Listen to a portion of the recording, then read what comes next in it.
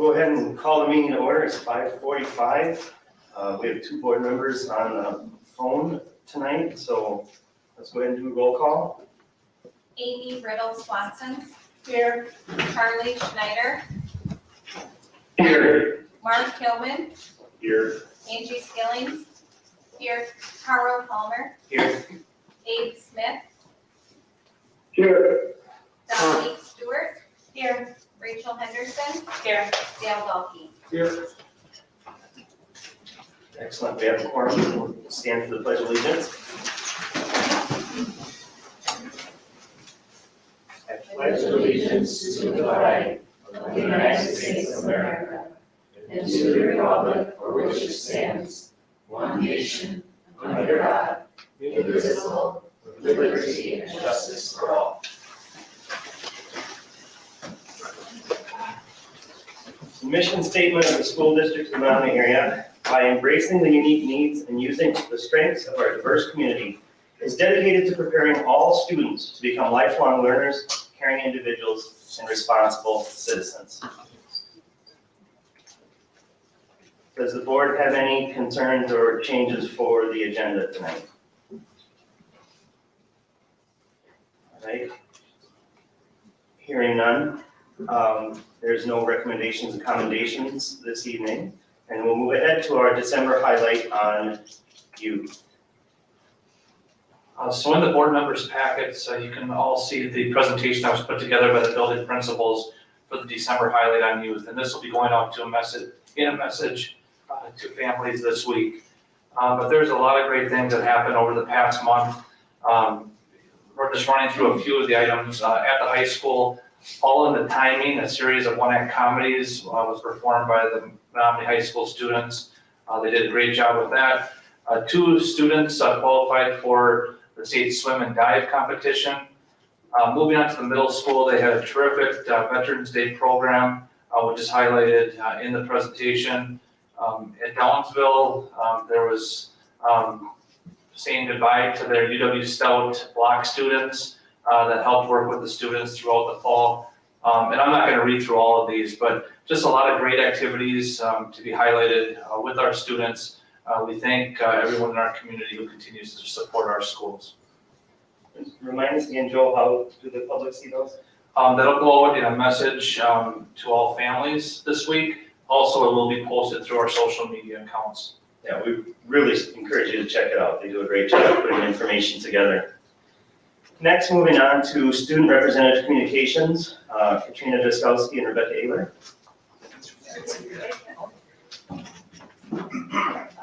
A lot has been happening at the high school so far.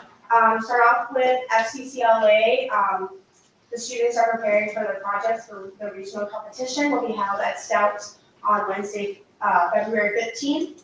FBLA has been very busy. They attended the Great Fall Leadership Conference. They also celebrated Prematurity Awareness Day, which is November 17th, by wearing purple while baking 96 cupcakes this past Wednesday to celebrate Friday night's girls basketball game, along with purple cotton candy and hosting a Miracle Minute during their halftime to raise money for the Marsha Dimes Prematurity Awareness Campaign.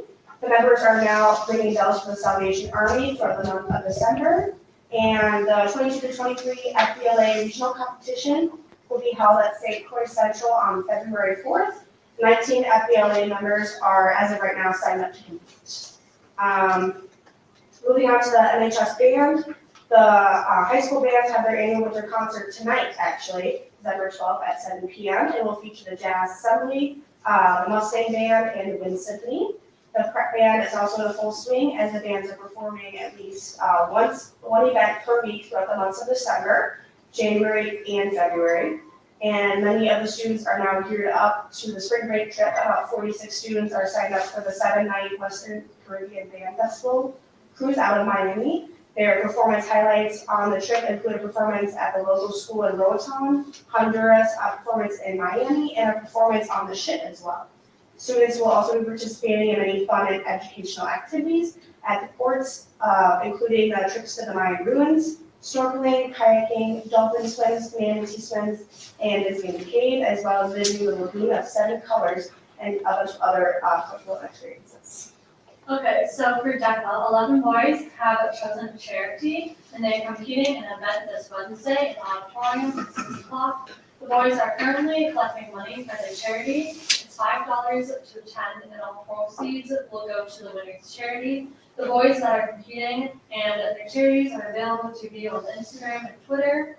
DECA is also doing letters to Santa. Make-A-Wish will receive $2 for every letter received. DECA members are currently working with students in elementaries, middle schools, and high schools to write letters. Science Olympiad has started the season strong with 2 second-place finishes in tournaments at Bellevueville and Boysville that included national level teams. Science Olympians have earned dozens of medals already this year and are working hard to improve their performance as the season progresses. The National Ocean Sciences Bowl team is already working hard to prepare for their February competition, and they're very optimistic that they will compete at a very high level. The student council is getting ready to have a fever week, which is the week after finals.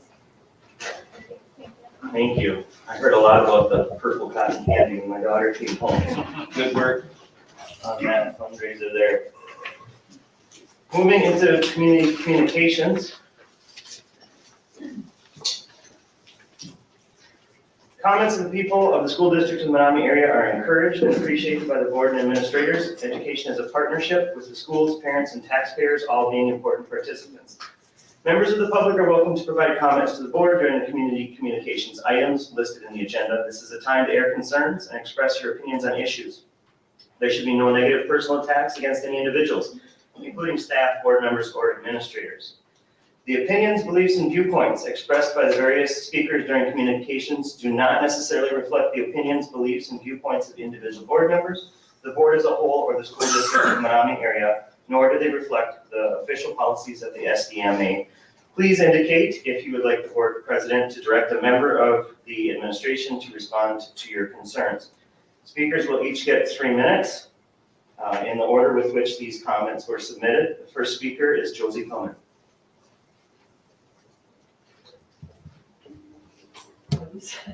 My name is Josie Pillman. I live at 235 3rd Avenue East, apartment 5 in Knapp, Wisconsin. Dr. Zadowski and members of the board. First, I want to thank Dr. Zadowski for the way he handled things in the December 8th reconsideration meeting. I thought you were very fair in giving equal time to everyone who wanted to make public comment, and I thank you for letting each one speak who was present, regardless of if their comments had been previously submitted. I believe a lot of progress was made in the process, and people were respectful even if some were passionate. I also appreciated hearing from some of the committee members.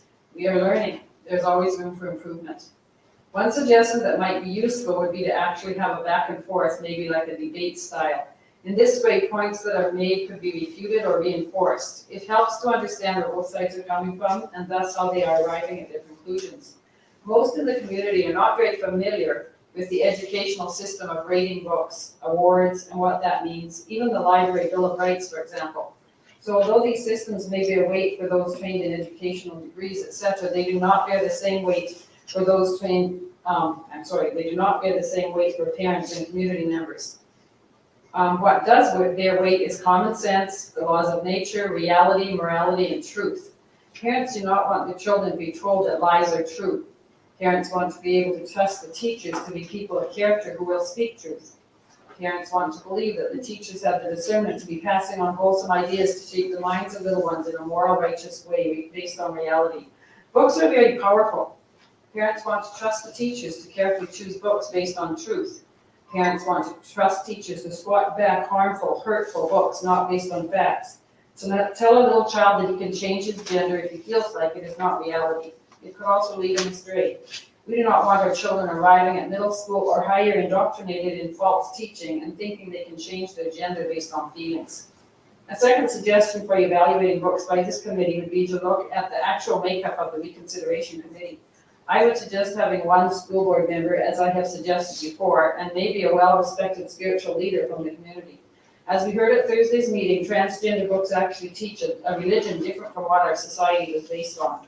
It is not in line with Judeo-Christian beliefs. So a trained spiritual leader could catechize us in the truths of Christianity These new members could bring some fresh ideas to the whole committee. Also, because the school board members elected by the community, they have a little more accountability to the community as a whole.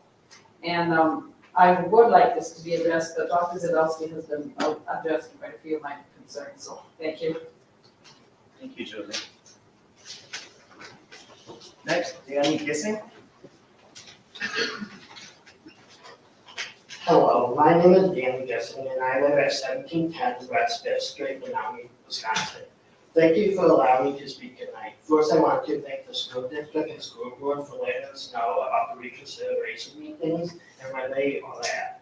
I also appreciate how stoic the board has been this past year. The school board meetings about the harmful rhetoric that will occur during this community conversation. I'm speaking briefly today because watching the last school board meeting, I was flabbergasted that we have a community member that spoke in favor of corporate punishment for immoral behavior and particularly correcting and child sexuality or gender identity.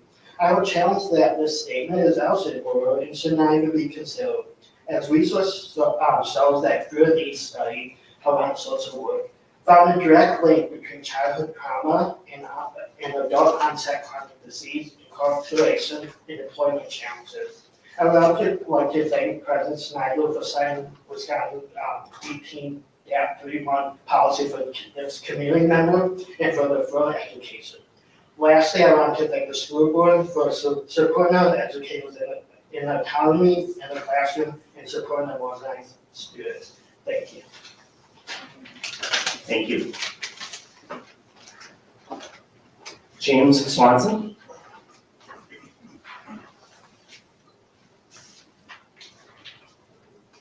James Swanson, 1331 Matthews Street, Menomonie, Wisconsin.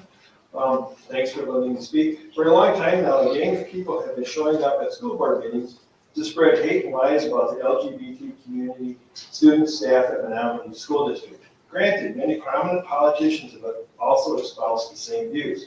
Two of the foremost politicians are Adolf Hitler and Heinrich Himmler. Hitler and Himmler both said that God was with them as they perpetrated the horrors of the Holocaust in Europe. What many people don't know is that LGBTQ people were among the first victims of their depravity as the people with cognitive disability. Similarly, this gang has repeatedly said that God, through the Bible, tells them to attack LGBTQ people. Vladimir Putin is another prominent politician who attacks and deprives the LGBTQ people of their right to live. They are outlawed in Russia. And as we know, Putin is waging a genocidal war against Ukraine to protect Russia from Western values, which include basic human rights for LGBTQ people. This hateful rhetoric has led to violence here in the U.S. as well. The recent shooting at the gay bar in Colorado is one example. Unfortunately, numerous other examples abound. Hitler used the term Untermenschen to describe the many groups of people he murdered. It means less than human. This gang also states their LGBT community are less than human when they say that LGBT people go against God's will. This dehumanizing of LGBTQ students and staff is the first step in the process that leads to bullying, physical assault, shooting, and eventually the alleged Holocaust. Words matter, and these are evil words that lead to horrific actions directed towards our LGBTQ community. Even if physical assaults do not occur, this constant verbal bullying is having a very negative outcome for our students and staff. The bullying is impacting staff performance, student learning outcomes, and mental health of all. This gang is facilitated between advocating for using love or beatings with a rod to prevent LGBT students from being themselves. Either way, there is a name for this action, and it is conversion therapy. It doesn't work and is considered to be torture by multiple human rights and medical organizations. What this gang is espousing is clearly hate speech. Hate speech is defined as speech that is intended to offend, insult, intimidate, or threaten an individual or a group based on a trait or attribute such as sexual orientation, religion, color, gender, or disability. Clearly, what has been communicated to the board is hate speech. Hate speech is not free speech, just like yelling fire in a crowded building is not free speech. It is time for this gang to stop bullying and dehumanizing our LGBT students, staff, and community members. Thank you. And Merry Christmas. And finally, Mike Cooper.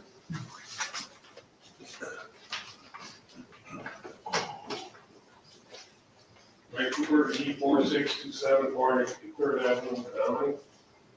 Good evening. Those of us here presenting to the board, all are concerned for what is best for the children. Heterosexual, homosexual, trans, you name it. Our hearts go out to them and want what is best for them. And those best suited to deal with helping the children grow up into emotionally balanced adults is the parent. By taking on SEL, the district is inserting itself between the child and the parent.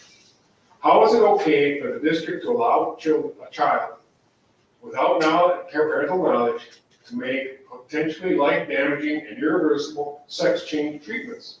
And if the child is allowed to make those kinds of decisions without the parent, then why are they not allowed to bring a gun to school? Funny, if they did, who would be responsible for that action? Not the district, but the parent. So how is it a 10-year-old is smart enough to decide to make permanent physical changes to themselves, but not smart enough to handle a weapon, drive a car, vote, drink, or live on their own? There is no honest answer because the premise excluding the parents for one purpose but not for the others is false to begin with.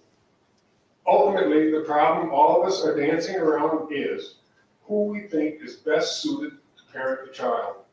There is no good evidence that a committee or village is better suited than the parent. But ill-conceived, woke-based ideology does. Here's a quote. For the time is coming when people will not endure sound teaching, but having itching ears, they will accumulate for themselves teachers to suit their own passions, and who will turn away from listening to the truth and wander off into myths. May you all be blessed with a joyous Christmas. May the celebration of Christ's birth open your hearts to doing what is best for your children. Merry Christmas.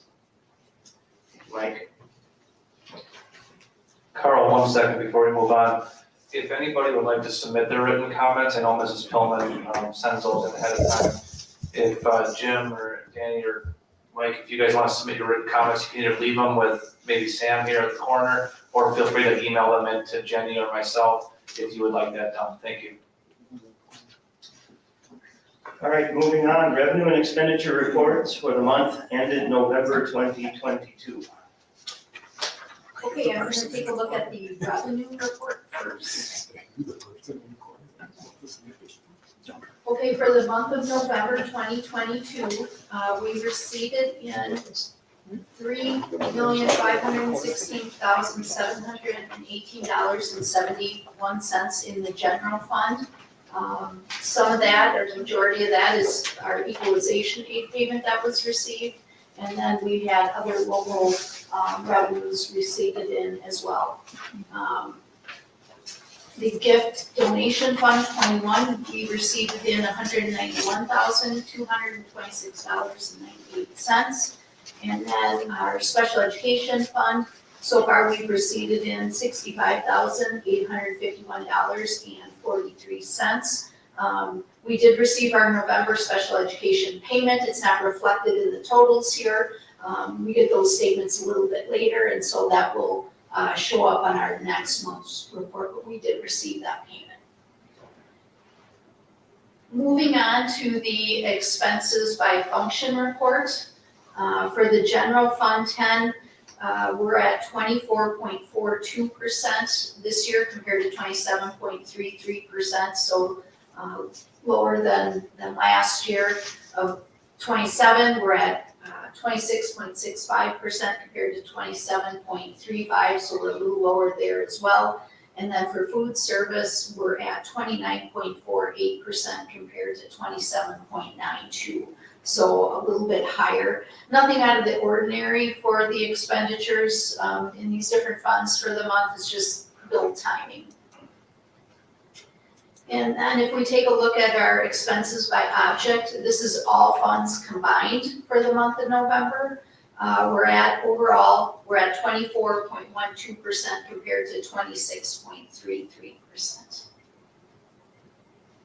Any questions? Any questions from board members? All right, thank you. Next, monthly employment report.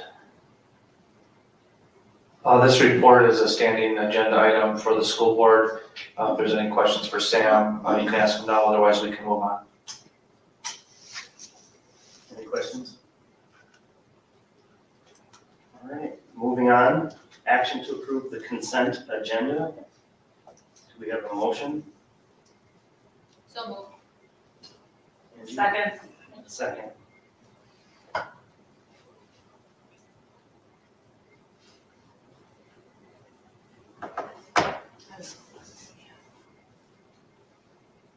Hey, Carl, just so you know, board docs is really slow for me at the moment. Yeah, mine's frozen up. Oh, that's what I think that's, You- I thought it was just me. I think it's unanimous. Yeah. I can pull up the agenda here. Mine just went. Up there. I refreshed. All right, so,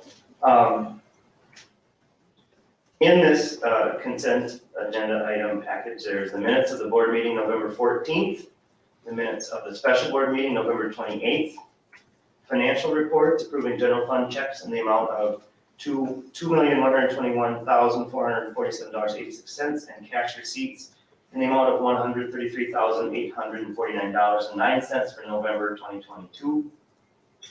Donations exceeding $1,000 for the month of November 16, 18, 75 from the Fall Festival fundraiser at Downtown Elementary, and 2,000 from the Wisconsin Association of School Councils for Student Council events held at Menomonie Middle School, and a brief travel request for Menomonie High School choir field trip that is going down to Decorah, yes, to a music festival in Decorah. Any questions from the board before we vote? Hearing none, let's vote. I'm still locked I'll up. do a roll call. Yeah, we can do roll call vote if people are locked up. How about you two on the phone, and do you want to vote first? Well, Jenny will call their name. Oh, true. Dale Dalkey, Yes. Rachel Henderson, Yes. Mark Hillman, Yes. Carl Palmer, Yes. Amy Riddle Swanson, Yes. Charlie Schneider, yeah, Angie Skillings. Yes. Abe Smith, yeah, Dominique Stewart. Yes. So motion passed unanimously. Personnel consent item, I'm frozen again.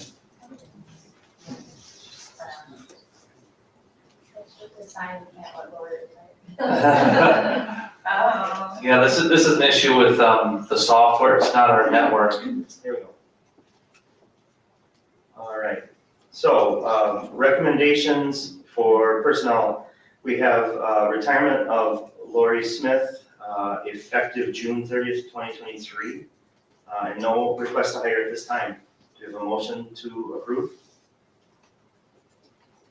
I'll make a motion to approve. I'll second it, but reluctantly. All right, motion second, any discussion, questions? Should we do a voice vote again? Yeah. Okay. Rachel Henderson, Yes. Mark Hillman, Yes. Carl Palmer, Yes. Amy Riddle Swanson, Yes. Charlie Schneider, yeah, yeah, Angie Skillings. Yes. Abe Smith, yeah, Dominique Stewart. Yes. Dale Dalkey. Yes. Motion passes unanimously, and of course, we're gonna miss Mrs. Smith when she retires. I had Opon kids, and she does a phenomenal job. Staff has a great setup there at Opon, so we thank Lori for her years of service and the year that she has left with us here. Moving into the action items, new course proposals. We have a motion to approve the courses as listed in the board docs. I'll move to approve. I'll second that. So the board went through these with pretty good detail at the last meeting. I don't know that there's any need to rehash them again tonight. If there are any additional questions, you could ask those now. Otherwise, I would say you could go ahead and approve this. Any questions? Hearing Just none. to confirm, there's no changes from what we discussed last time, is that right? locked up, so. That's correct. Okay. So no changes from before. Do you want to do a voice vote or voice vote? All right. Mark Hillman, Yes. Carl Palmer, Yes. Amy Riddle Swanson, Yes. Charlie Schneider, Yes. Angie Skillings, Yes. Abe Smith, Yes. Dominique Stewart, Yes. Dale Dahlke, Yes. Rachel Henderson. Yes. Vote passes unanimously. Next action item is to approve the 2023-24 district calendar. Joe? Oh, I need a motion to approve the calendar as presented. I'll make a motion to approve the calendar as presented. Motion. Second from Mark. Thank you. Yes, this calendar has come in front of the board 2 different times. However, it has changed, and it's developed over time. I would say the most significant changes is that previously we had 2 calendar options that we were discussing with the board. We had a very good meeting with the QIC groups, both the hourly QIC group and the teacher QIC group last week. We did take that input and considered it. We ended up coming up with a final calendar that does include the Jumpstart days in August. However, we moved Professional Development Day in the spring, and based on the input we received from the staff, we heard loud and clear from the staff that they really preferred to have the Wednesday before Thanksgiving off, which this calendar does meet. And, you know, I think it's a good option for next year, and I recommend that the board approve it. That did not change. So any questions about the calendar changes? Can I jump in, Carl? Yeah, Amy's got one, then you, Abe, okay. I'm just still a little concerned about those 3 jumpstart days. I hope that all the students will come and do that, but if there's some that are not, I don't want them to fall behind, because I know in talking to you, Joe, at one time, you said that the teachers really want to get on board if they're gonna do that and start instruction right away. And I think it's really important that, you know, the kids are there right away too, because, you know, if they get far behind, it's only gonna, you know, to me, as far as I'm concerned, it's gonna maybe hurt their, you know, chances of doing well for the rest of the semester. I know it's only 3 days, but that could be a huge hit, that's all. Yeah, the students will fall behind if they're not in attendance, and that's one of the things that, you know, we talked with the staff, and we mentioned before that we will promote that school does start on August 29th. So it'll be important for students to attend. We won't be filing truancy for August 29th, 30th, and 31st. However, it will be very important. Abe, you had a question? Yeah, I think, first of all, I want to commend Joe and the whole operation of the QIC committee. I think there was a very good discussion about the pros and cons of different plans, a very thorough discussion. One kind of question I have, or maybe goal we should set if we go through this calendar is, you know, there's an estimate of the revenue gain under this change. And just kind of requesting that we try to track that pretty carefully, and also keep track of the issue that Amy just mentioned in terms of student attendance. So that we can, you know, this is an experimental calendar, and making sure we really reassess it, you know, in the middle of next year to decide which of experiment or not. Yeah, I agree. Thanks, Abe. I was at the QIC meetings as well, and I would just mention too that all the staff, the hourly, the teaching staff that were there, as we discussed the calendar, the very first and foremost thing those folks brought up was, well, how will this impact our students? That was the very first thing. And so I appreciate them advocating for that and the kids as well. But I think that's a good comment, Abe. We'll see if it works out the way we hope it works out. We'll learn from it. And Carl, I do want to point out, and I mentioned this at the QIC meetings, you know, it is going to be, like Abe, I think, alluded to, you know, it's going to be a work in progress a little bit. And I would expect that the second year will be better than the first, and the third year would be better than the second. So I do think that going to this plan, and that's what we've heard from some other school districts that have done this, that you know, it might not be perfect the first year, but the thinking behind it and the rationale behind it is solid, and I think it's a good decision for the board to approve it tonight. I just have a quick question, and I echo what's just been said. This does seem like a really good decision. Comfortable voting for it. I'm curious what mechanism will be for deciding a year from now if this was a success or if it needs to be tweaked? Is that something that the QIC will discuss? Is that something that the admin team will be tracking in some way? Or how will we evaluate that? Well, I don't think that's a mechanism of the QIC group, although the school calendar comes in front of the QIC group each and every year. So I would assume that some input, revolving around how this went, will be received at that time. But certainly from a budgeting factor, we'll know that information after we get through those days and after summer school reporting is completed in the fall. That'll give us a good idea. But we also don't know what the state budget's gonna be and how enrollment's gonna be counted and how it's going to be impacting based on the revenue limit or per pupil aid. There's so many factors we don't know, but we can give a pretty good estimate, and that's what we've done. But Rachel, to answer your question, I think there's a number of factors that we'll have to consider, but I don't think we can just point to 2 or 3 things. I think it's gonna be a wealth of knowledge that we'll gain out of this.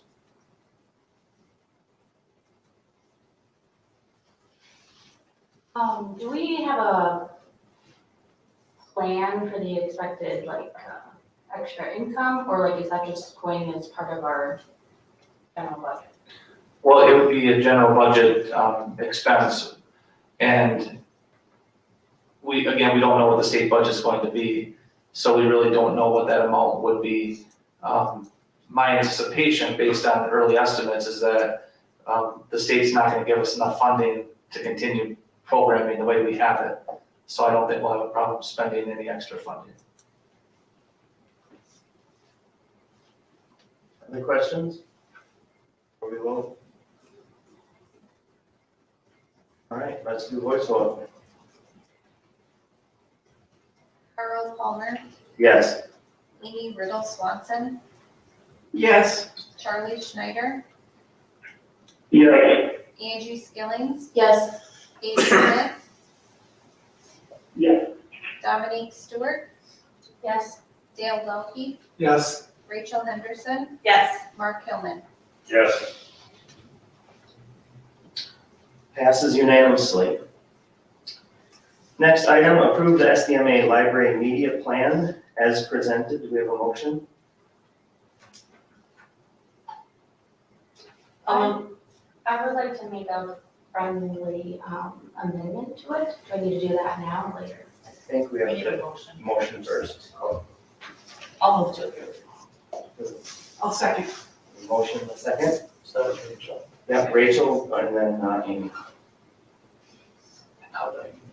Now, Amy. Yeah. Cool. I would like to make a friendly amendment. In the blue section, the focus area of curate digital resources and tools, under action steps, I would like it to say develop and schedule diversity audits that address all marginalized groups. So we have a friendly amendment on the table to, and mine, it's not coming up, so I have it back here if you want to see it. under the The third bullet point under. the focus area, curate digital resources and tools. And under action steps, you're proposing to add, create. Nope, it is the third bullet point there, and I think it should just read develop and schedule diversity audits that address all marginalized groups. And strike the word besides race. Correct. And as a friendly amendment, are you two on, is that great? Would you two accept that? Yes. Just, okay. Brian, any issues with that based on your work with the team? No. Great. Any other discussion? On the amendment? On anything on this before we vote? I'm having a little trouble getting it up, but I believe it was on page 11 of the plan. Thank you. I really applaud the suggestion that we would look into additional staffing, certified librarian staffing, and I can't remember. And, If it's under technology and infrastructure, and then it's investigate the potential of increased library staffing, research, under action, research the benefits of having fully staffed library, poll other CISAs about responsibilities, communicate findings. and I really applaud that, and I really think, I hope that we really take that seriously. I think we need to increase the full-time certified library staff. And when I looked at all the things that they had in their plan that they wanted to accomplish in the action steps, it became very clear that there's no way that 2 certified people can do that. And in addition to that, they do all the training of the assistants, for lack of a proper title. It just seems overwhelming. And I feel very strongly that having as close to full-time certified library staff available for the students is extremely valuable. Form a relationship with the students, and I think our test scores will go up as a result. Thanks, Dale. Other comments before we vote? As we said last time, the library staff that put this together did a phenomenal job, thorough, professional, accurate, good stuff. So if there's nothing else, we'll go ahead with a voice vote. Amy Riddle Swanson. Carl, Sorry, Charlie?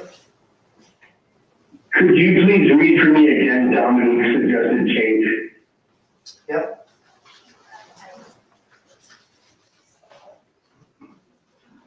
One second, Charlie. So this is under the curate digital resources and tools, blue section. And under the action step, develop and schedule diversity audits that address all marginalized groups would be how it reads. We're striking at the end of that statement the words besides race. Let me read it again. Thank you.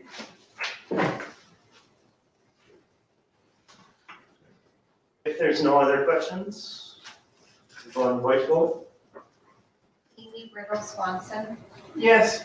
Charlie Schneider.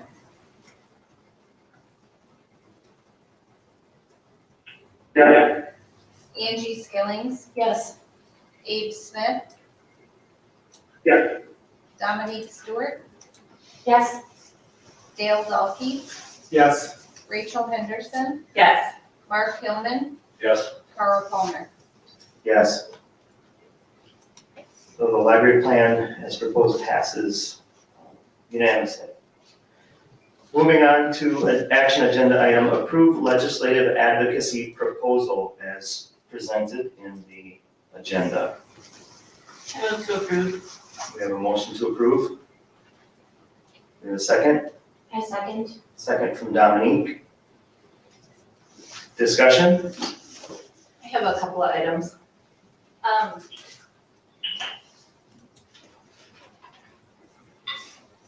As far as the plan as it stands, I know that there are legislative updates at the convention coming up in January. And I kind of would like to wait to further this plan until following that. There are going to be other schools that will be presenting how their boards have organized their legislative committees. Additionally, I don't know that we've clearly identified, I know that it does have it did indicate a purpose on here for the plan, but really what is our goal, or what is this committee established to legislate, for a specific priority? Do we want, for example, another liaison officer for security for all schools in Wisconsin, so we're gonna go legislate that we want more funding to approve for this, or are we legislating against lobbying or against things that are coming through? I think it's not really clear necessarily, and I also think it brings up issues for open meeting laws. For example, if a bill is introduced on Monday and they have a hearing on Wednesday, it's not giving you enough turnaround time. I could certainly also see in reading been reading some things that different districts are doing. They are appointing one person, a legislative liaison, to watch what is going on and then report back to the board at a meeting. As far as an official committee, I today, as it stands, wouldn't be able to support this. I would rather table it and have this discussion following our meeting in January. Or possibly just have, like Amy said, she has a significant interest in legislation, have her be a liaison that reports back to the school board. And those are my thoughts. Carl, may I summarize the change I made since the last one? Because it's quite different than what we discussed last year. Absolutely, go ahead, Eve. So, the version which is attached today, was rewritten, keeping in mind the comments people made at the previous meeting at Wakanda. And in particular, in the policy attached, I think we sure people don't have a copy of the current one, there's no committee whatsoever. The plan is written this time, taking into account kind of the commentary and very thoughtful discussion we had last time. All actions would be taken by the board as a whole. And really the plan is to make sure that we have kind of standing discussion items on legislative activity. That's a primary kind of part of the change to policies, to make sure the same item on the agenda to discuss whatever news there is that we might want to address the board. And then if there's work to do or something to write or whatever, that the board is basically giving itself a process to make that happen. So the process as described here is that so we read the section on meeting agenda. So as part of the legislative advocacy plan, the board established a standing agenda item to, first is review and discuss legislative activity. I think that, certainly that discussion is important. Second, discuss legislative activity plans suggested by board members. So someone has an idea that they want to raise in this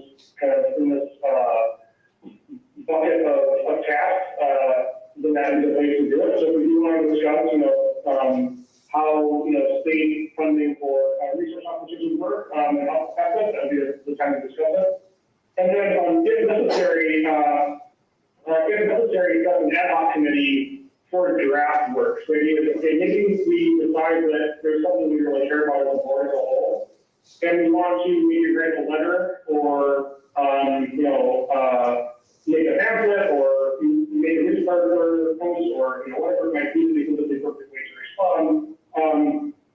We basically give ourselves the ability to set an ad hoc committee to do the draft work and then bring it back to the board for approval. So, the one key thing here is kind of making sure we have complete board consent that anything's actually done outside of kind of draft or background research. So the particular item adjusting that we can take up now, again, they're not really actions in the meeting sense, they're more kind of planning ahead, is start to figure out who we might want to talk to at the Wall Meeting in January in order to, figure out what they might be up to. So maybe, schedule some meetings with different board members in the region at that meeting and say, hey, what are you all up to in terms of your advocacy plans? And actually just, kind of set up have someone take notes for those and bring them back to the board in January. Set up maybe a small conversation with Joe and Leah about what aspects of budget would be most effective or are most maybe understandable by non-expert audience. And similar things like that. So it's more about kind of raising awareness and building research and knowledge. But if we do decide to act as an entire board, we can do so. Again, I agree, that January, February timeline really doesn't make sense. But I think I'm definitely, the active session last week, I think was very helpful, very, very thoughtful. Really conscious of the idea that we want the board to act as a board. This is action shouldn't be taken unless the board actually votes on it as an action item. there shouldn't be any sort of committee and people standing committee. So I'm gonna try and in like 3 sentences summarize that, because people who joined via video probably couldn't hear that. So essentially, the concern was to maintain board control of this, there would not be a standing committee out working on legislating or talking to legislators, things like that. It would all be ad hoc committee that would be driven by this board at an announced meeting with duties and tasks defined at the time. Is that correct, Dave? I think that the key detail is that there would be no action other than internal drafts and research without full board vote. So nothing would be said on behalf of the board, nothing would action be taken beyond perhaps, preparing a draft of the board to discuss. But no action would be taken kind of externally without the board agreeing on it with a formal vote. So everyone always has to say how many action they actually take. So the one detail, of course, if we want, the example I may be thinking of is if we wanted to, for example, draft a letter to the editor of some newspaper, well, someone has to draft a letter. So we say, okay, someone's going to draft a letter, bring it back to the next meeting, and at the meeting, we will discuss if it's what we actually want to say and vote it up or down, right? And so nothing that can actually be done as an action item without a full board approval. There wouldn't be any committee action beyond drafts or, making contacts and things like that. So my one question was maybe also about the structure of the document as presented. I see, it's called a plan. It theoretically was titled as a policy, and then the purpose had to do with this academic year. It doesn't, I'm not sure that it's a policy. We have a policy that none of us will act on our own when we're not part of the board. So we don't need a new policy that guides us in that regard. So this feels much more like an annual work plan item for the board. Like we will commit to, for this coming year, have an agenda item for legislative advocacy as a discussion item at certain meetings. So I'm not certain, and help me out anybody, but if we approve this as written, what document is this? Is it a policy? Is it a, what?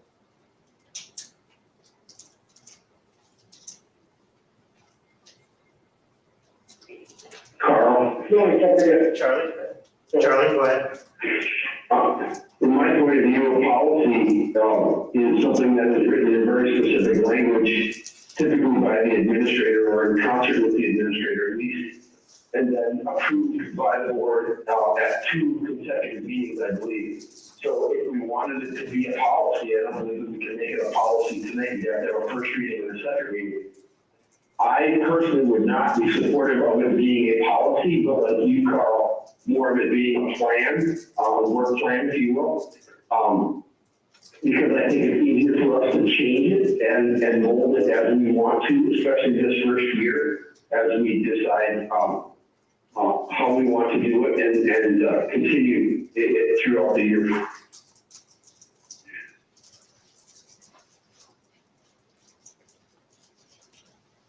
I think that makes a lot of sense to me, and I don't know what Abe's intent was, but it feels comfortable to approve something like this tonight as a plan. And then if we wanted to talk about what a policy would be, our policy regarding advocacy is very basic as it stands right now. I think a policy that was elaborated to include level of expectation that the board engages as a whole in some level of advocacy around issues that affect school finance and the ability of our schools to continue to meet our mission would be appropriate for something to work on in the future. You gonna say something, Mark, or? So if that is a plan, how is the board as a whole feeling about the immediate work part? I mean, that gets into the weeds. You know, this is kind of like a swing for the fence and document to me. Like, at the top, we're gonna commit to being interested in caring about this. We're gonna make sure we're all on board with all the decisions. We agree to have a standing agenda discussion item and then an action item if necessary. And then the last part is where I guess as a plan, I would prefer that come out of separate discussion maybe. That's my thought, you know, who's gonna do what by December 12th. But again, I'm open for discussion with those. Today is December 12th, so no one's getting nothing done. I would just say I'm in favor of keeping the immediate work section, in part because there's a timeliness to what's in this plan regarding the biennial budget and the implications of that budget on school finance. I do think it's reasonable to, if we approve this plan, to start to have some folks getting to work as quickly as they're comfortable. I also think that we've seen in the last couple meetings of talking about this, we have some members who are kind of happy or maybe not happy, but like raring to go on the issues. And so I think when it comes to, you know, I don't think we necessarily have to ask anyone who's not excited to do so to be immediately put to work on doing things like contacting WASB or starting those conversations with other school boards. But I think that there are some on this board who will be comfortable taking these on. And even though these dates are fairly immediate, when we're talking about like January 9th, the tasks are not, as I read them, overwhelming tasks in and of themselves. The part of the discussion was people not acting individually. So all of these tasks require an ad hoc person going outside of the board and contacting different people on behalf of the board. And so that was basically what we discussed at the last meeting as to, we didn't want that happening as a whole, which is another reason why I think it's behoove the whole board to table this until after we have an opportunity to see what are other boards doing in regard to a legislative committee and how do they have it structured? How often are they meeting? How do they work it? I just think I want this, if we do something like this, it needs to be done correctly and not quickly because of the timeliness of whatever agenda item is going through legislation right now. I think there are so many different issues that people have concerns about, that if the finance issue is done and gone and moved on, then what is the next topic? And so I think having a clear goal and a clear priority is what's important in this. And really, what problem are we solving? I mean, I feel like if it's not broke, why fix it? Because we do have a superintendent, we do have an administrative staff that are very focused on the budget, and they're managing a $40 million annual budget.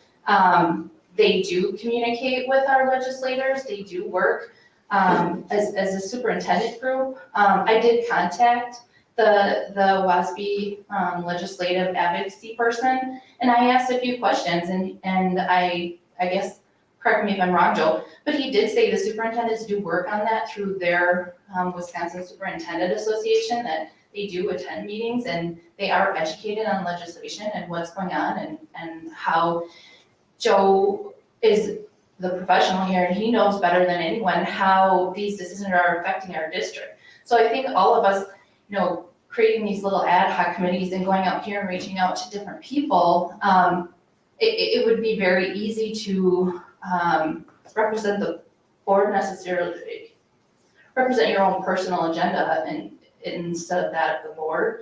I personally think that we should leave it the way that it is. I think we should charge our operations with doing those things as they are doing. I do like the idea of someone on the board who has an interest in that, bringing back issues and concerns to the board, like, do you know that this is going through, or do you know? But I do feel like Joe does do that for us on a timely basis, and I don't think that we have a problem in that area. So my vote is no. So, the point of having, I think, and correct me if I'm wrong, Gabe, the point of having this list, and having people have things to do is like, we know exactly who's going and saying what, so nobody's going out individually on their own, essentially. Like, and so like bullet point 1 is to go out and to talk to WASB and see, confirm the positions of their organization. So it's not that we're trying to create our own things, we're trying to work with these organizations that are lobbying so that we have many voices asking the same people for the same support. Because it's more powerful to have many people with the same message. And so us coming together as a board and seeing who would be interested in doing that one is going out and asking for information to bring back to the board, and to set things up for the board to do. So I don't view those as like me going out and doing something individually if it's something we've talked about and everybody knows exactly what I'm going to be doing and what my goal is. And I think that talking with WASB, again, correct me if I'm wrong, Amy, talking with WASB to confirm the position of what we're lobbying for and advocating for is what is helping us have a clear purpose. Like, we're not trying to make up our own talking points about what we need for our district, it's what are we trying to do essentially as a state and have many voices asking for the same thing.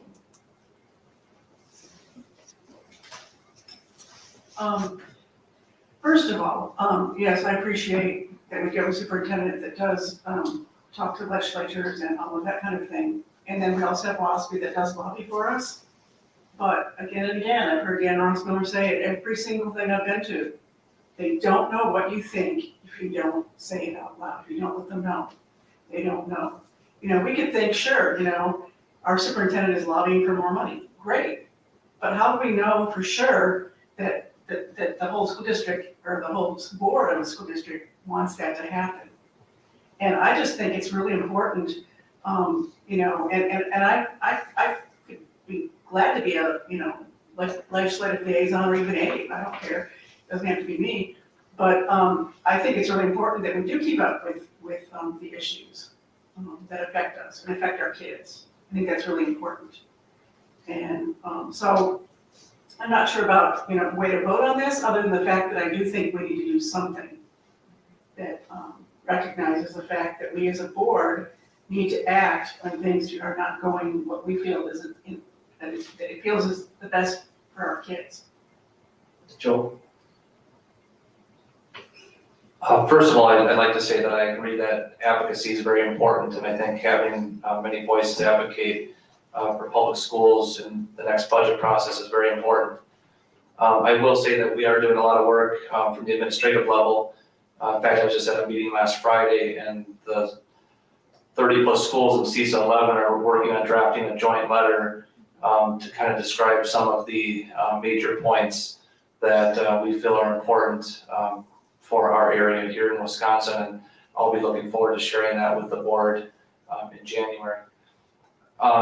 So if this is going to be some sort of work plan or goal statement or whatever it is, and this was written in isolation, I did not have any input on this at all, but I think the intention is really good. I guess one thing I would note is that we do have some things already set up in the district that might be a little repetitive.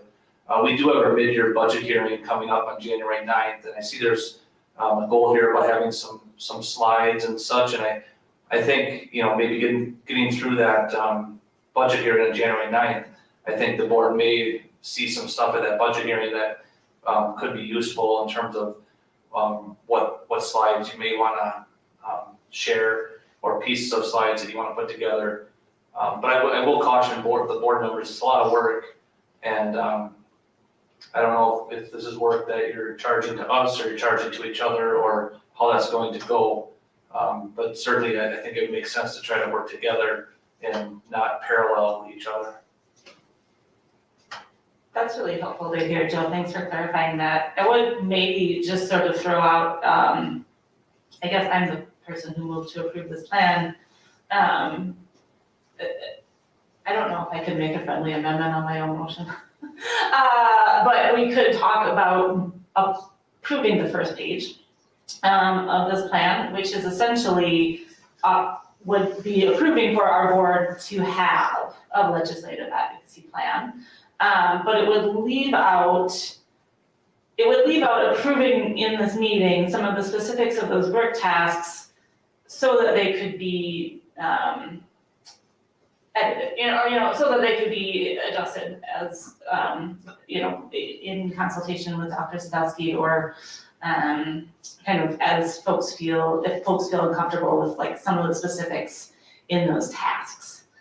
And just throwing that out as a possibility that approving only the first page might achieve some of the goals that we have for creating this plan without, and hopefully address some of the concerns.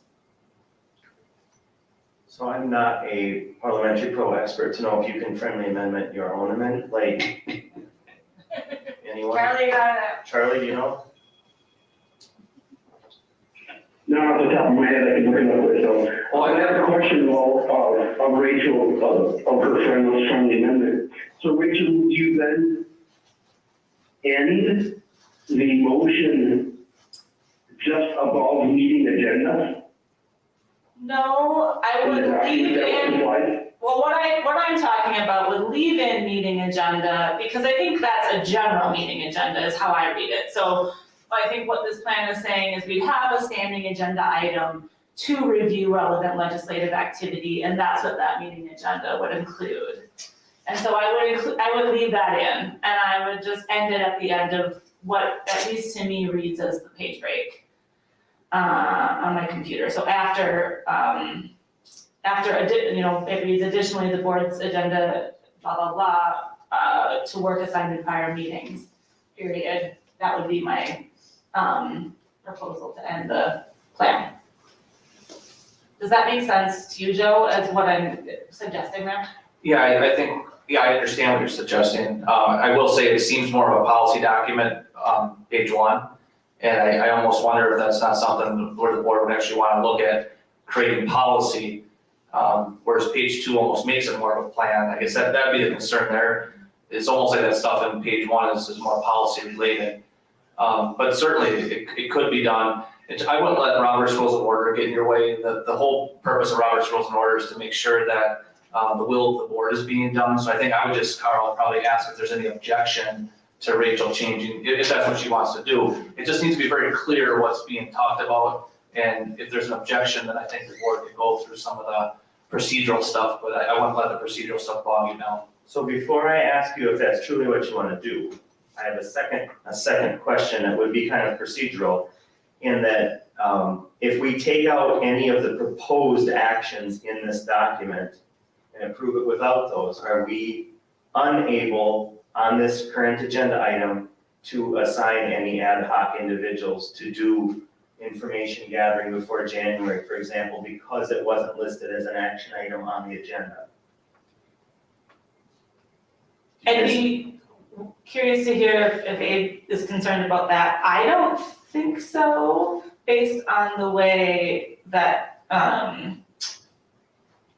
this is written with the language about, a standing agenda item to do these things. I think that would allow us to do that. Well, in terms of public notice, and I don't want to jump in too much here, I mean, the agenda says approve legislative advocacy proposal. That gives, in my mind, that gives the board a lot of leeway to create legislative advocacy proposal or plan, or, I don't think I would create a policy under this agenda item, but I do think there's quite a bit of leeway. I don't think anybody from the public could say that they weren't notified that the board was going to be potentially approving something like this tonight. So Rachel, is it your intention that we amend it to just the first page as described? I'm waiting to see if there's an objection from the phone, but yes. Is there any discussion about amending it down to one page?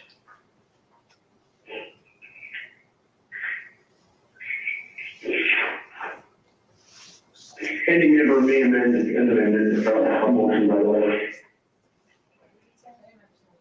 Can you please repeat that? Couldn't understand you slower.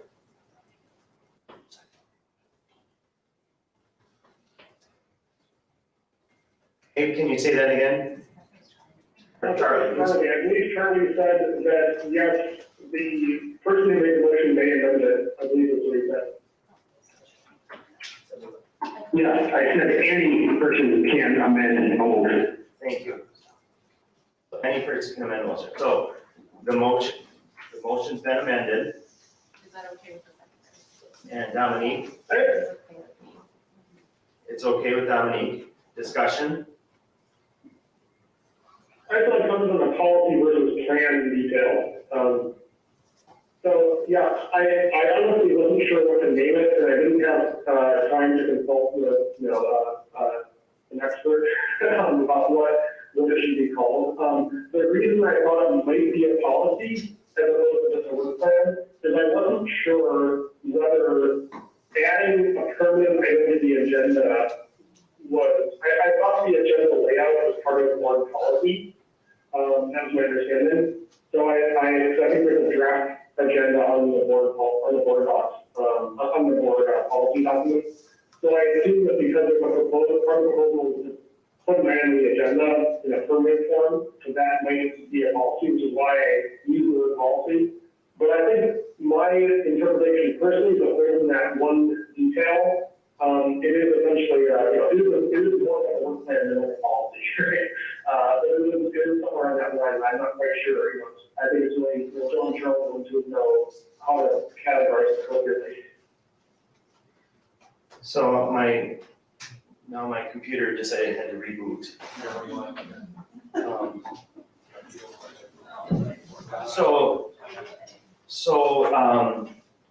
If we approve this as the one page, what I'm hearing is we may want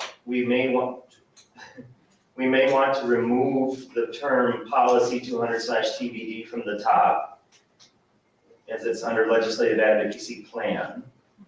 And I'm also curious, do we want to retain during the 2022-23 academic year, or do we want to leave this as our advocacy plan until further notice? And that is the benefits of this being a plan, is we can adjust it whenever we want, or we could decide later to make it a policy with notice and 2 meetings and so on.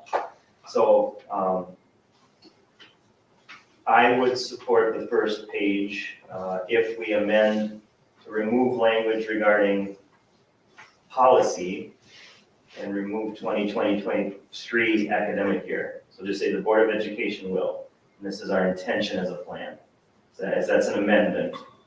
You okay with that? And Dominique? Yep.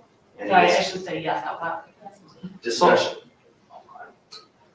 I think there's a lot of benefit in seeing what other districts are doing. And is there any disadvantage of waiting until we're able to collect that information from other districts?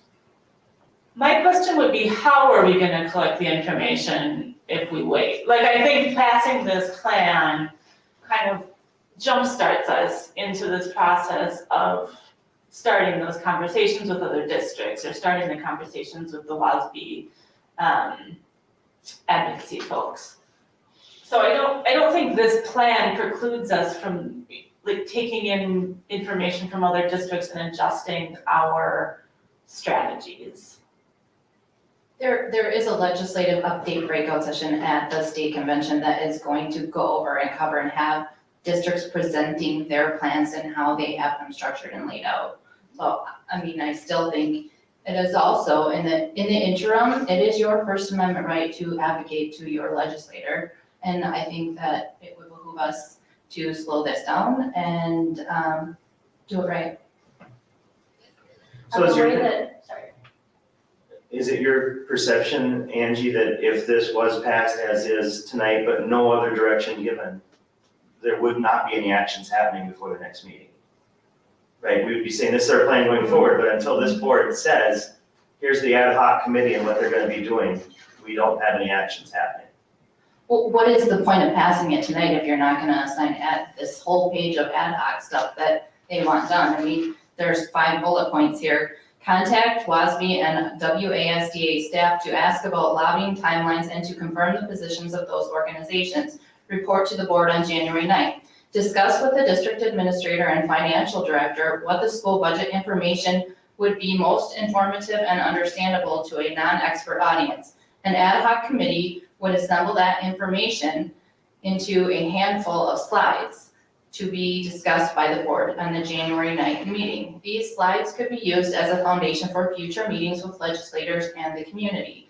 Contact other regional school boards to ask if they have a legislative advocacy plan and open the door to collaboration. Report to the board on January 9th. If any contacts seem interested, then at the January 9th meeting, the board should outline. I think we've all been provided with this list, I don't think we need to read it out loud. Okay, well, I'm just saying, that's a lot, and I don't understand what the point is of pushing this through tonight if you're not gonna move forward with some of these actions. I think it would behoove us to wait, and some of these actions actually are, to see what other school districts are doing, which is what they are presenting at the state legislative conference.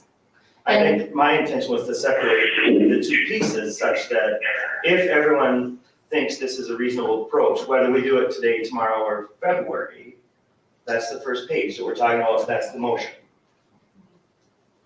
There can be a whole nother discussion yet of if any actions come out of tonight's meeting as an ad hoc approval by this board. May or may not, but it should not hinge on whether or not those bullets happen if you support the first part just being in existence. That's my opinion. Because the vote has to. Go ahead, Dave. I can't see it before it done. Yeah, I think that's a pretty clear point, Andy. I think that if we, with the motion as it currently stands with the second page struck, basically what that means is that we've agreed that in January meeting, we will have an agenda item to discuss what we want to do next. And so I think in some sense, if the goal is to say, we want to read and learn and listen and continue to discuss as a board what we want to do, I think that's basically, and that really was my intent, is what the first page is saying, right? That we'll have an agenda item on January 9th and then on January 23rd as well, which is actually all meeting, where we have a chance to discuss what we heard and what we learned. Because it's already on the agenda and we don't have to file extra papers with Joe to participate as a discussion item. So I think in large part, that's what the first page is aiming to say, is let's keep this conversation going on a regular basis. And when in those discussions we decide that there's something to do, then we at least have a place in the agenda to think about how to do it. And then, take further action appropriately to the rules of meetings. But at least, we want to keep having a conversation about what various schools are doing, what Walsall is doing, what CSON is doing. That would be a natural thing to have, is the standing items to simply discuss and listen. So, any other discussion before we vote on the motion on the table for the first page as a plan, not as policy? Carl, one comment, and that is on the second page, which, as Dave said, would come back essentially on the 9th. Of all of those bullets that are listed there, I believe there's 5 of them. There's one person that's sitting at your table right now that could answer all but one of those questions right now. And that is our only employee, the administrator. That's part of his job, that's what he does. He knows what WSB and WASA are doing. He gets updates almost on a daily basis. So for us to go off and do these things on our own, I don't think makes a lot of sense. I think for him, and maybe at times it would for us to do some of these things, but many of these things that are listed here could be done and are done by our administrator on a daily basis. So I think we need to be real careful to not have us off chasing on things that people on our staff already are doing and know and understand. That's all I have. I would agree with that. Charlie, can I ask you if you see the idea of there being this standing agenda item? I mean, that's really the only thing that this drives. The rest is all ad hoc. Does that add value as it keeps the board and our administrator both ready to speak to these things on a regular basis, intentionally? Yes, I do think that makes a lot of sense for us to be speaking intentionally at every board meeting or one board meeting, a month meeting, to talk about advocacy and what's going on in Madison and nationally as well. So I think, yes, that makes a lot of sense. But again, I don't think we need to totally recreate the wheel here. I think we need to be careful not to do that. That was my exact concern that Charlie brought up, that I want to make sure that there still was a legislative advocacy agenda item so that we can discuss those things if there's something we need to discuss. And can we do that without having a plan? I mean, that's something that Charlie, as the president, sets the agenda, does he not? Well, yeah, the board president and I work together on the agenda, and certainly any individual board member can submit agenda request items as we move forward. I guess I would caution the board, when I look at this page, and I think it's pretty well done, actually, to me, it reads as a policy, and I think if it's going to be a policy, it would make sense to compare it with other advocacy policies that WASB has. We can certainly have an agenda item, whether it be by individual board member request, or, if the board tonight wants to direct us to have an agenda item in January, we already have the mid-year budget hearing. I would be cautious to approve what appears to be a policy tonight. And page 1 does appear to be a policy to me.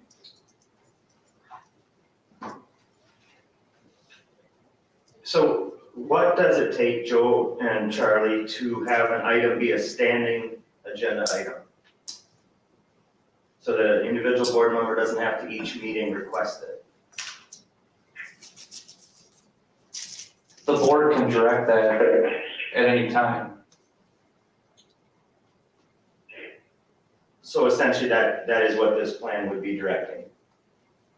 It's right that this is a standing agenda item, and that if there will be legislative things happening, they will be at the discretion of this board as a whole body. I think that one of us would have to make a motion to create a standing agenda item. This is a complete different sort of policy/plan. It says, as part of the legislative advocacy plan, the board establishes a standing agenda item too. So I mean, that's what's directing that.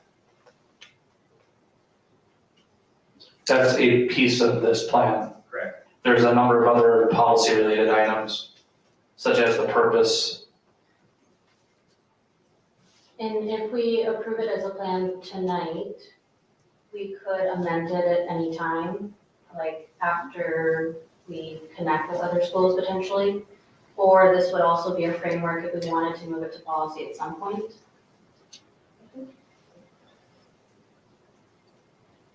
I guess I'm starting to feel like it makes the most sense, and that's me, and no one else has to agree with me, that if we agreed to have legislative advocacy as a standing agenda item, the rest of this will fall into place as the state conference happens. We bring forward those who want to bring forward examples. Joe can get all the example policies in the world for other schools' legislative plans, and we have a place for that to be on our agenda every month, or that may just be cleaner at the moment.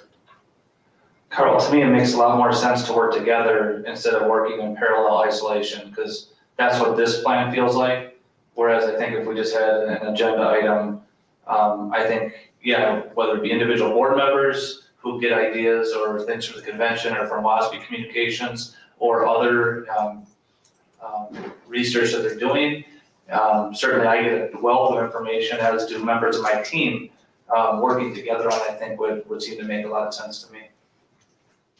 And I have to remind you that we do have a vote to make Yep. or we, on what we No, have, you know. I realize. I see what you're saying, as long as we have it, as an agenda item, and at least one meeting a month, I think that would be perfect. But then we still have to vote on the policy. Yep. Or the policy. That's on the plan. Let's just table. I would make a motion to table this. There's already a motion on the floor to vote on it, so we would, I think, or there's already a motion on the floor to approve it.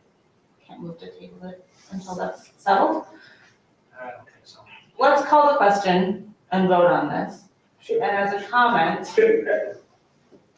that we can, There's something with one more question, in response to what Joe recently said.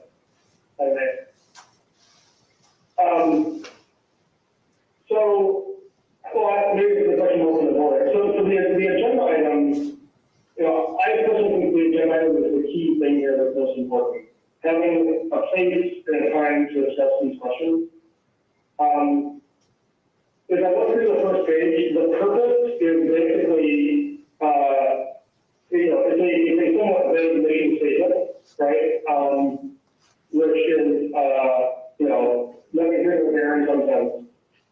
The review and board consent parts are actually, those are just how the board operates regardless. They're actually somewhat pointless, to be honest, right? It's always should report when we review things whenever we want. So the review section is actually essentially empty, logically. The board consent section is also empty, it's also empty, especially not in the content, because the board is always free to create contact needs for any purpose. That's part of the board's, ongoing operations. And it's also true that individual board members shall seek the board's approval. So in some sense, review and board consent sections are simply a restatement of how the board operates in general, how all boards operate in general, not every all the rules. The reason though I think that, so in some of the content of this is really the meeting agenda item, which is, would be a direction to Joe and to some extent Charlie to make sure that we actually have a discussion. But I think the purpose section is somewhat important for the following reason.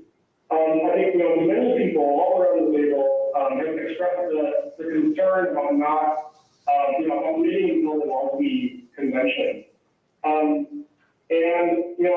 I completely understand and agree with that. And in some sense, I think the point is that I want to be sure that, for those from the convention, that it's okay to, go up to John Ashley and say, hey, what do you think other boards are doing in rural areas to do advocacy? Can we talk about that a little bit? We are curious what's out there in terms of possibilities. By the way, actually, I did attend the seminar that Lawson gave 3 weeks ago on website advocacy, and this topic came out of that, right? This topic was based on the examples they gave. They gave 2 examples, and this was basically, the first one we discussed a couple weeks ago was based on one of their examples, which was based on a different one. But being able to actually kind of go to John actually or the lobbyist at lobby and say, can you tell me what you're up to? We're really curious about this. We don't know if we want to do that, and we haven't decided what we want to, how we want to approach this, if we want to at all, but we want to learn. Who should we talk to learn more?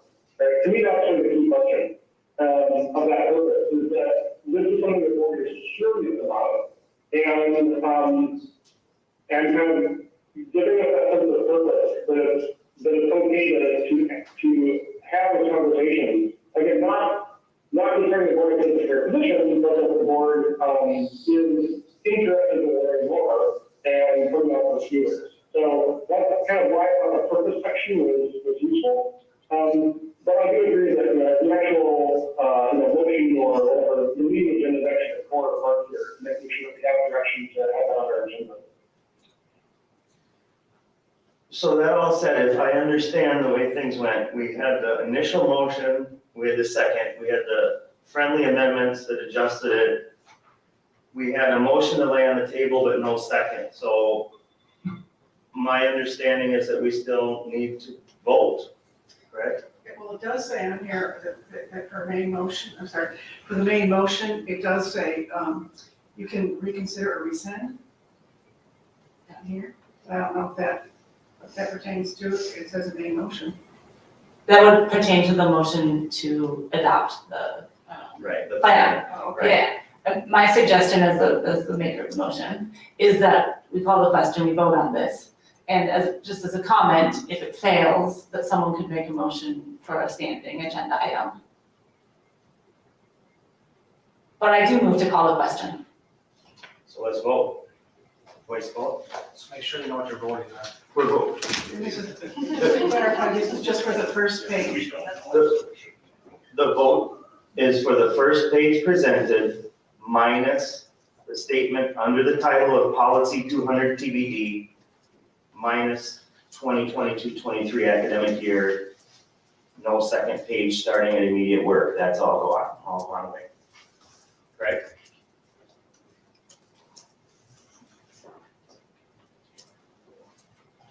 So voice vote. Charlie Schneider,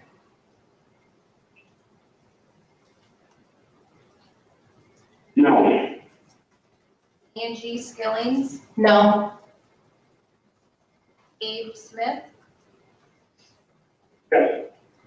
Dominique Stewart, Yes. Dale Dalkey, No. Rachel Henderson, Yes. Mark Hillman, No. Carl Palmer, No. Amy Riddle Swanson. Yes.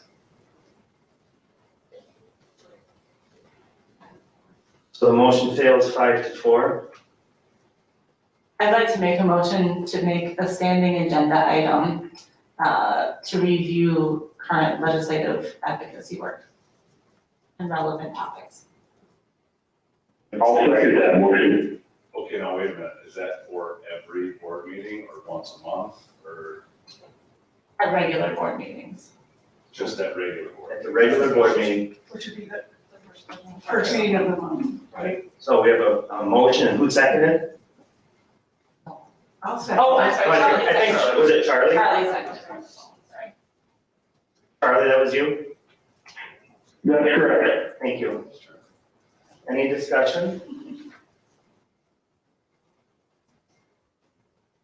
I think this is a good compromise, I think it's a place to start, and at each meeting, this will evolve. I think this is a smarter way to do it.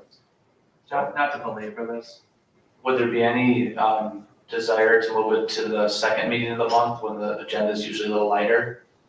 I don't care, but I'm just saying it might not be a bad idea.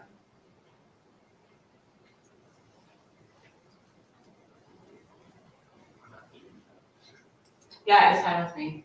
So, discussion, I would support that.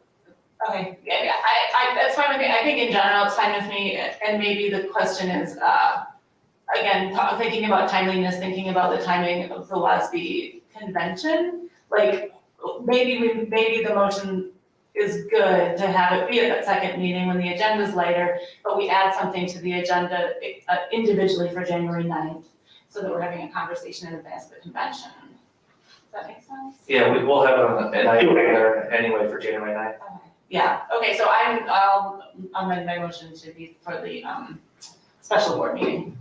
and Charlie, you seconded that change? I would accept that, and just a reminder that any board member at any time can add something to the agenda by filling out the form prior to the deadline. That's For any meeting. exactly what I was gonna say. Thanks, Charlie, beat me to the punch. All right, any other discussion, or we want to do a voice vote right now? Let's vote. Angie Skillings, Yes. Abe Smith, Yeah. Dominique Stewart, Yes. Dale Dalkey, Yes. Rachel Henderson, Yes. Mark Hillman, Yes. Carl Palmer, Yes. Amy Riddle Swanson, Yes. Charlie Schneider. Yeah. Passed unanimously. All right, moving on to discussion items, budget revisions. Okay, so this is an item that comes before the board periodically throughout the year. Leah, you can see in your background packet, presented budget revisions Leah, do you want to just give it a real brief rundown of the purpose and such? Sure. This is the first budget revision of this fiscal year. We do about 3 of them each year. At this time of year, I get budget requests daily. And so this is just like a working document at this point. I will have revisions to this at the upcoming meeting in January. And Leah, can you explain to the newer board members why budget revisions need to come before the board? Right, it's in state statute that the board approve all expenditures at the second digit function. And as we move expenditures within the budget, we need board approval to do that. And so this comes out a couple times a year, so we can move requested expenditures from one function to another. Could you maybe come up with one example where maybe, I hate to do it, but someone. Sure, it's very common. I get budget revision requests daily for the different schools. It might be to move something from a supply account to now they need to buy equipment, and so the function number has changed, and so we have to do that budget revision, but we need board approval to do that because it's at that function level. So the dollars are there, but instead of being consumable supplies, it might be equipment. So that's a good example. That's a good example. The ones listed here that say general budget revisions, those are for the health insurance increase, so that is an increase to the overall budget, but we're still continuing to work on those revisions. Those aren't entirely done yet, and so we'll have that piece complete by the next meeting. Any questions? Just to further clarify that point, so then the reason that that shows up several times in this list is because it's happening at each site, is that correct? At each of those different expense function Okay. accounts. Got Not just each school site, but administration as well as maintenance, operations, all the different technology, because we have benefits, salary expenses at all those different levels. Plus, there's grant revisions that happen constantly. So like Carl Perkins you see is on there. I have several other grants that are changing. Some budgets haven't been approved yet at DPI, so we're waiting for them to approve those so that we can update our system to match. So there's that as well. So it's basically always a work in progress. At this time, yeah. Thank you for everything you do with all these numbers and things that make no sense to a lot of us. So, moving second digits around. All right, open enrollment and seats available. So this is a report that comes before the board every year, it's required, and Tonya does a good job putting this together. It'll come back to the board for consideration at the next meeting. Tonya, is there anything you want to point out in this year's report? No, just in preparation for the open enrollment window for next school year that opens up in February, we're required to determine seats available for new open enrolled students. And as you can see, we have to consider open enrolled seats for regular ed students and special ed students, and then I break that down. It's my best guess estimate of what we're gonna look like next school year. It's hard to determine that in November and December, what next year is going to bring, but I do my best to kind of look at trends over time and then move the grades up, so we can kind of get an estimate of where we might be sitting next year. But again, it really is an estimate. For new folks, can you help us understand when we have, so cross-categorical teachers, factor number 192, maximum number should be 182, so we're short is how it looks. Well, We talked about this last year, but for new folks. So we kind of look at what DPI is recommending as far as how many students. I do a caseload factoring, it's called caseload factoring, so I don't look at each special ed student as one. They are assigned a factor number based on kind of how much services or how much services that the student is required, and then what grade level they are they in elementary, middle, or high school? And then based off their disability, so how much time they're spending in a regular ed classroom compared to a special ed classroom, there is a formula. And so I kind of use that formula to look at all students, and make that determination. DPI, this is a, kind of an old process, but it's, the one that we have available to us. And DPI lists that as, a caseload factor of 26. That does not mean 26 students. It is a caseload factoring number. So it takes all that consideration, and I do that calculation, on all our teachers. But then is the total number of 195 students projected, for example, with speech language, that is actual students? Speech and language, yes, is number of students. So those number of students are OTs and PTs in speech and language, yeah. And so, to be honest with you, speech and language is an area that I'm looking closely at. Our numbers, we're seeing our numbers increase in that area, especially of our younger students. And as you can understand why, during COVID, many of these children, as they were learning how to speak, were with adults who wore masks. And so when we look at that, I think we're seeing a little bit of fallout from that. As some of our youngest, our 3 and 4 year olds, we're seeing more kids than we would anticipate having speech and language needs, which could be directly related to, as they were learning, adults were wearing masks, and that's how we learn how to speak, is we model for our kids.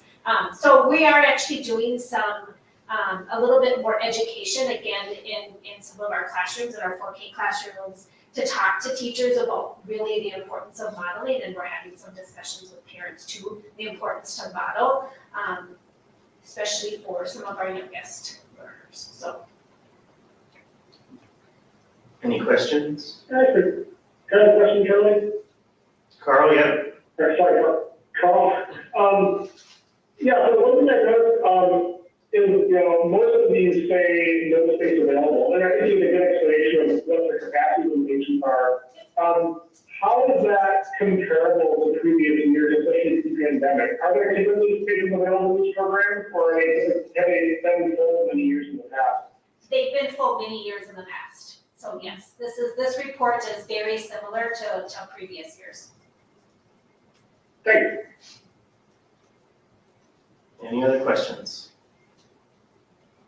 Thanks for what you do. Meetings, coming up meetings, December, we have the safety committee, diversity committee, no school for the holiday break, no board meeting on the 26th. January budget hearing, as Joe mentioned earlier, regular meeting on the 9th as well. Is mid-year budget here, or what's that? It is here, okay. It's gonna be here. Professional Development Day on January 16th, State Convention 18th through 20th, Health Medical Committee on the 19th, and then the board meeting. With that, anything else you need to add? Any stuff here, Joe, with the admin stuff? All right, motion to adjourn. So moved. Second? Second. We're adjourned, we're amended. Or adjourned. Adjourned, amended.